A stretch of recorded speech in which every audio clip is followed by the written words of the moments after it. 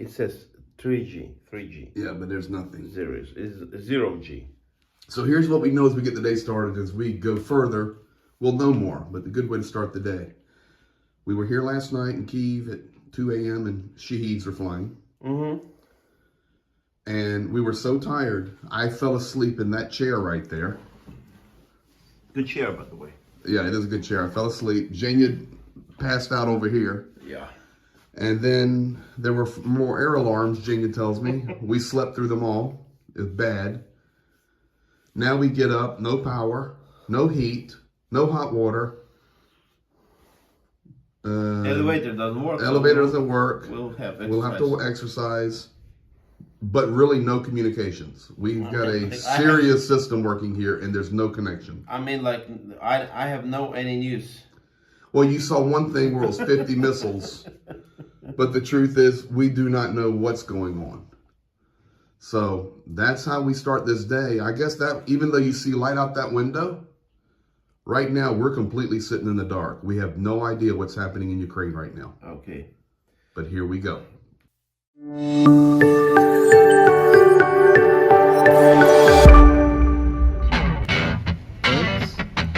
About 5 more meters and we're in. Let me watch it. Watch us cross it.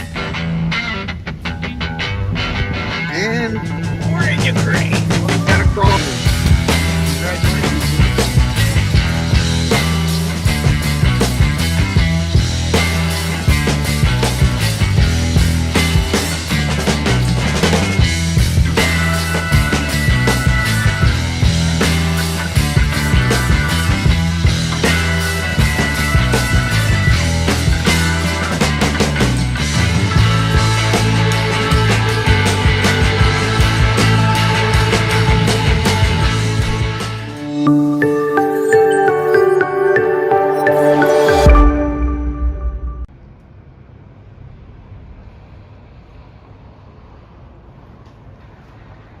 A little chilly out here this morning. Let's go figure out what's going on. Okay, we're out in the bus in Kyiv, and you can see snowy and cold. We're just getting the information that, let me just tell you the truth here, the air alarm we slept through because we were exhausted was legit. 50 missiles have rained down on Ukraine today, just a few hours ago. Here in Kyiv, the entire city has no power. That's why we're struggling for any communications. But you can see the flag still flying. Dnipropetrovsk region, Dnipro, Odessa, all hit power infrastructures. And no power, the whole city down. I mean, like. Of Kyiv. Of Kyiv, of Kyiv. Everything. Well, this is where we've been all morning since we've gotten going. So for a little reality check, try to run a tire service center with no power. Shinomontage. It's the tire service center. So, back wheel's all done. We had to deal with a couple of companies. We had bolts sheared off, and it's looking like somebody loosened our lug nuts, to be quite honest. There's really no other reason for this to have happened from what they're saying. So anyway, back in business now, almost finishing up a few things, and we get on the road. There we got a thumbs up from the man. No. Still in Kyiv. Yep. And finally found us a place to get a little coffee, but the really reason to take that picture is, it's just a good picture here. Just, the church, the Orthodox church there, and the apartment buildings behind it. It gives you a real look at life in Kyiv. So, getting a quick coffee. Tell everybody what that is. It's an additional antenna, just to try to get us a little bit more off signal. Of our mobile router. Yes. It's in the van, and we have to go to the Nova Posta. And right now, as you can see, this is where we're actually going, guys. That's what we're heading into.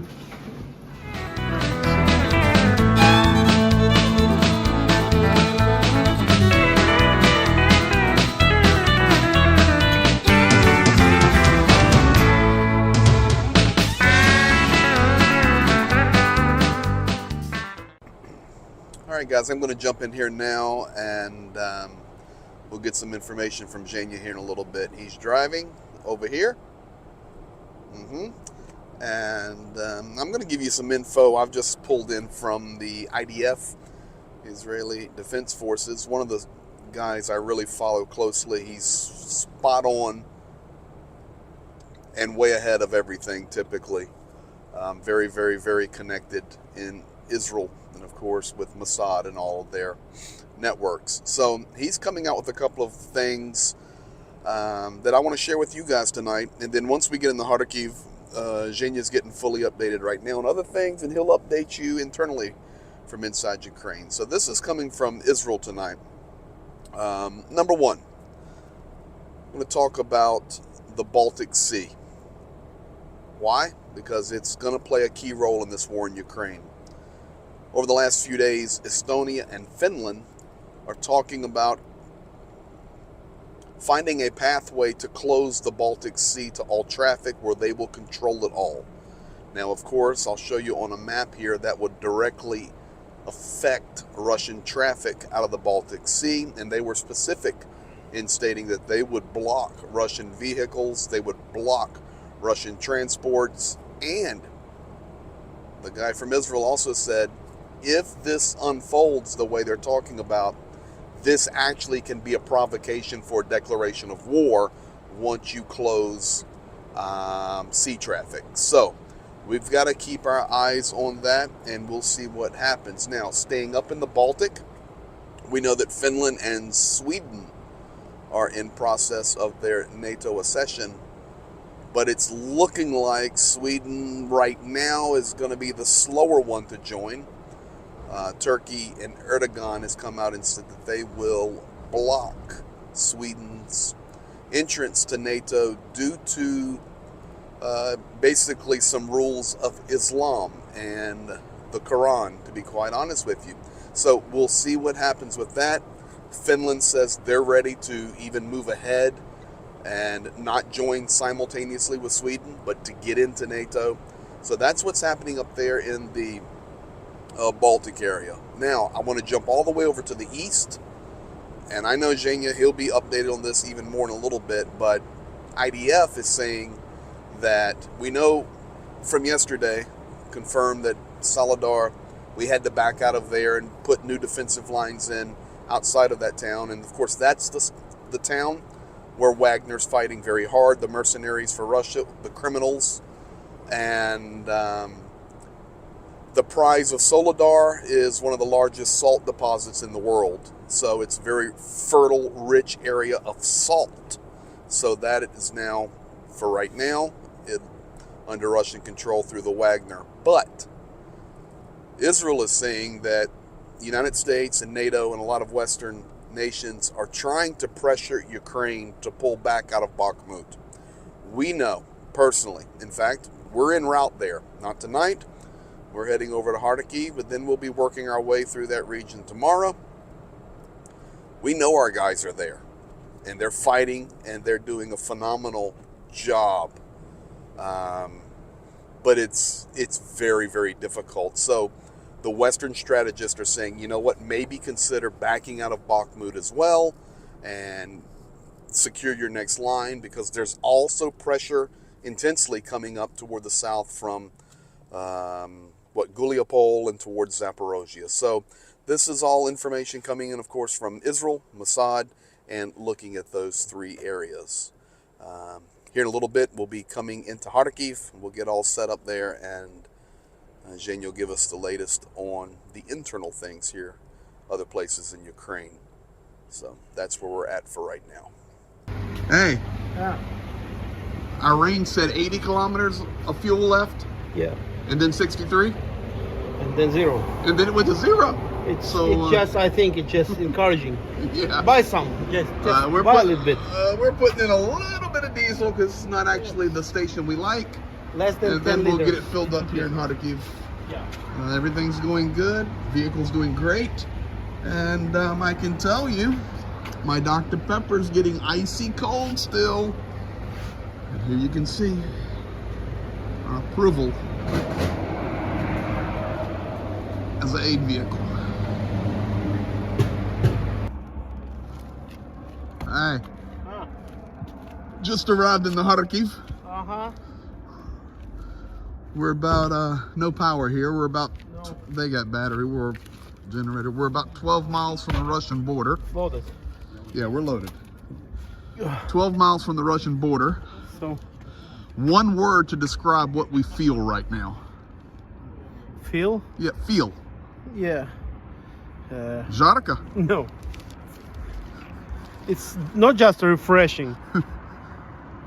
It's cold out here, man. Yeah, Welcome to Kharkiv.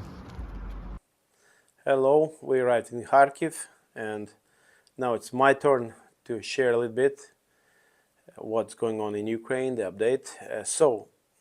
Basically from last night it started, and this morning the Shaheds, it was attack of Shaheds, which is Iranian drones. The total amount of Shaheds was 24. Yes, seems to me 24, and our guys shoot down 24. That's thank you guys. Then after that we had a big situation. It was 55 in total. The missiles launched, Russia launched to Ukraine from different sides, and at all. So no, 47 confirmed. Yes, 47 confirmed. 55 launched. And 47 our guys shot down. Yes, so the rest they hit our different places and infrastructure, different objects, and in total the Shaheds and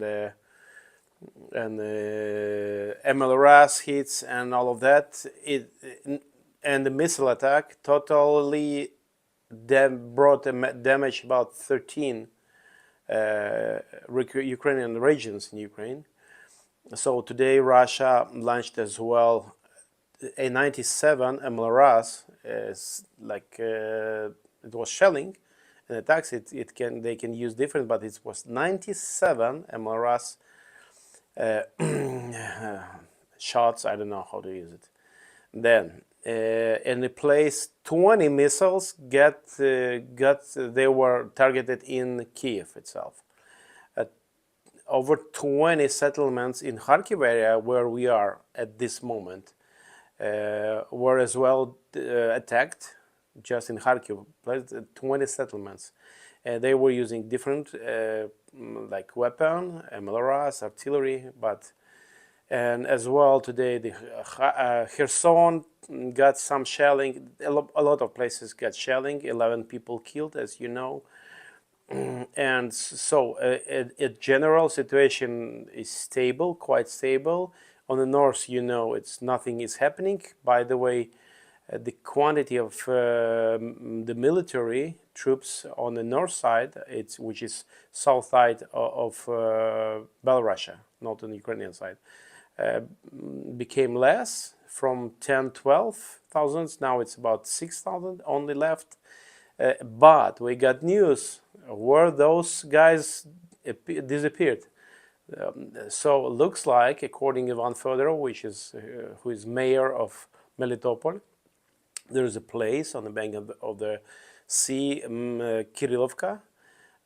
According to his information, he said that he has the confirmed information that today it was deployed or appeared, not Russian only, Belarusian military troops there. Okay, and then as well for today, the situation on Bakhmut. So it's still on the edges of Solidar, on the west side of Solidar. Our guys standing. The Solidar is already. We left it. Our soldiers left it. But we still have fight on the west part of it because let's say, one of the most important what our guys succeed there, it's to bring as much more loss to terrorist side, and they lost unbelievable how many terrorists stayed there. So that's good news for Ukraine, for us, and for coming to Bakhmut. At Kama is the same position, but the worst place was on Kurdimovka, and there is some. I mean, Russian terrorists have some success there, in their offense, but nothing like crucial. Just a little bit, but they got some success. We need to be straight and telling the truth.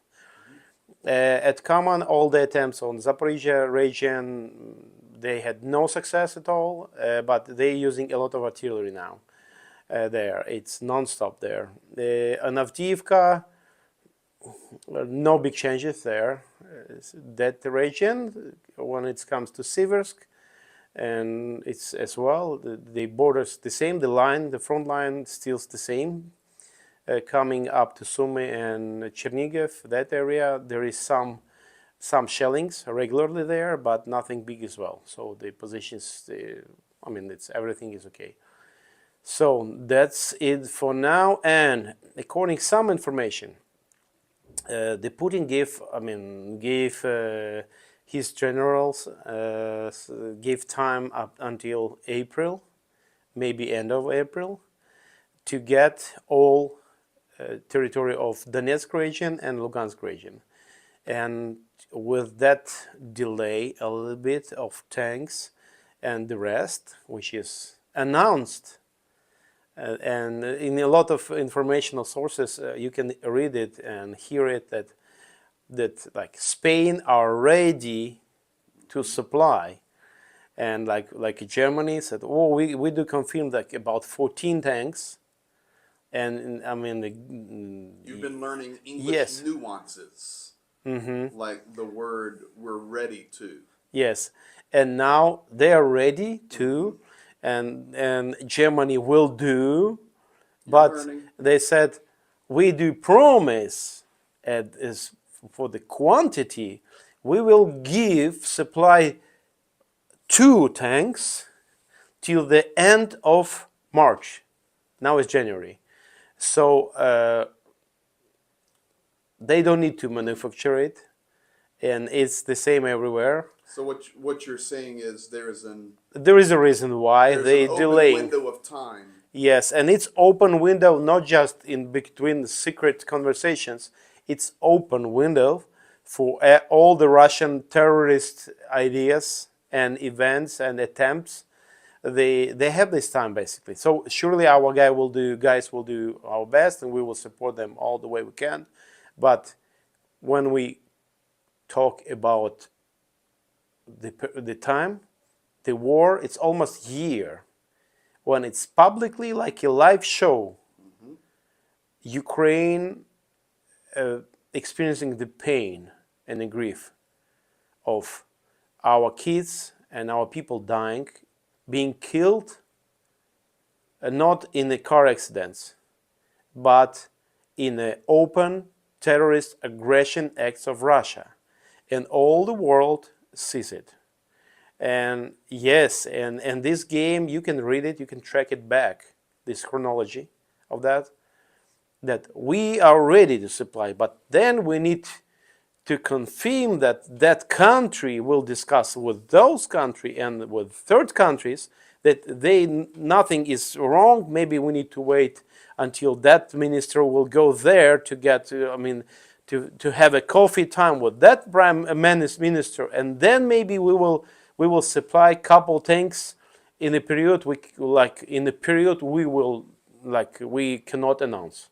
So this is like non-stop. It's a year, 12 months. Soon we'll have the open war, open aggression. So as a Ukrainian, though, you understand, and we remind everybody, we're literally 12 miles from the Russian border.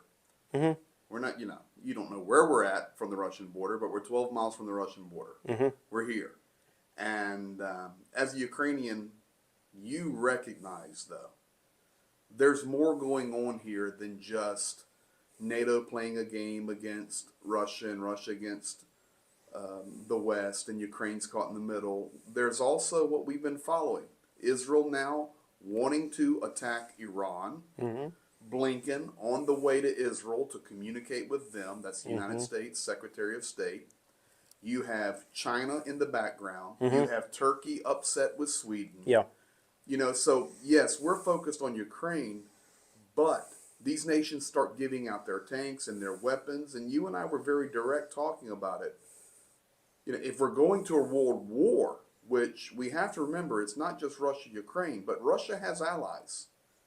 Two 747 size cargo planes, and I say 747 so people understand in America, cargo planes arrive in Moscow every day. And in fact, go ahead and share as we close out. You know, this is becoming a world war, and it's possible today, investigations are being done, that some of the first missiles from Iran Yeah, it's were fired. there were some comments like that. It's not proved and it's not confirmed by Ukrainian Defense Ministry yet. We will see, but it's for me it's easy to imagine because they are sending their aircrafts regularly there and back, and with all of that lying open, that we are not supplying anything. We're not supplying like the which is Iranian side tells every time when they've been asked. So we see it, and the price Ukrainians, the price is my country paying.